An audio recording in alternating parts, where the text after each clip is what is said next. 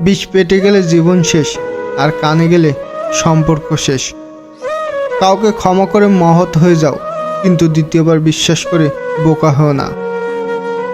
নিয়ম করে খোঁজ নেওয়া মানুষগুলো একসময় অনিয়ম বেঁধে দিয়ে হারিয়ে যায়। জীবনে কিছু কিছু প্রশ্ন থাকে যার উত্তর কখনো মেলে না। কিছু কিছু ভুল থাকে যা কখনো শুধরানো যায় না। আর কিছু কিছু কষ্ট থাকে যা কাউকে বলা যায় না।